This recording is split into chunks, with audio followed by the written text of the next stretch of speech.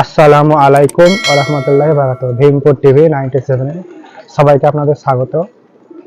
আশা করি আপনারা অনেক ভালো আছেন, আমি অনেক ভালো আছি। আপনাদের জন্য আবারও নতুন একটি ভিডিও নিয়ে হাজির হয়ে গেলাম। তো আপনারা বিষয়গুলি দেখবেন এবং ভালোভাবে বুঝবেন, স্কিপ করবেন না যাতে আপনাদের বুঝতে অসুবিধা হয়। তো চলো যাক মেন বিষয়। খারাপ মল মানে কবুতরের খারাপ পায়খানা। কবুতর কি অসুখ হয়েছে কিভাবে বুঝবেন?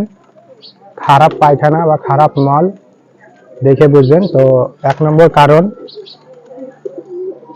আপনাদের কবুতরকে যদি একসাথে অনেক পায়খানা থাকে, পায়খানা ভারী ও তৈলাক্ত ভাব দেখা যায়। আবারও বলছি, 1 নম্বর কারণ, আপনাদের কবুতরের কোনো এক কবুতরকে একসাথে অনেক পায়খানা থাকে, পায়খানা ভারী ও তৈলাক্ত থাকে, এতে বুঝবেন আপনার কবুতরকে অসুস্থ হয়েছে বা অসুস্থ হতে যাচ্ছে।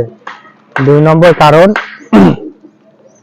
কবুতরের মল খুব পাতলা ও স্বচ্ছ থাকবে। কবুতরের মল খুব পাতলা ও স্বচ্ছ থাকবে, এইভাবে খেয়াল রাখবেন এবং দেখবেন।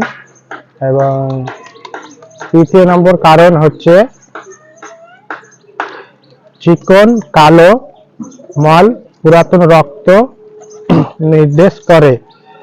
আপনাদের কবুতরকে চিকন কালো মল পুরাতন রক্ত নির্দেশ করে, যেতে রক্তমাক্ত ভাব দেখা যাবে পায়খানা, সেভাবে বুঝতে পারবেন যে আপনাদের কবুতরটা অসুস্থ হয়েছে।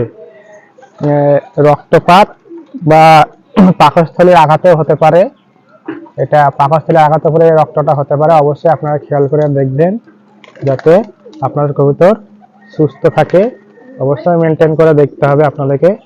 তো যারা আমার ভিডিওটি দেখছেন, ভিডিওটি ভালো লেগে থাকলে লাইক, কমেন্ট এবং শেয়ার করবেন এবং আমার চ্যানেলটি সাবস্ক্রাইব করবেন এবং পাশে থাকা বেল আইকনটি অন করে রাখবেন যাতে সবার প্রথম ভিডিওটি আপনাদের কাছে চলে যায়, আপনারা যাতে দেখতে পারেন।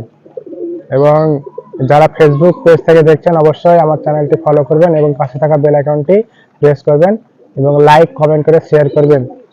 আজকের মধ্যে এইটুকুনি, আশা করি আপনারা বুঝতে পেরেছেন। এর পরের পার্ট আবার আসবে। তো ধন্যবাদ।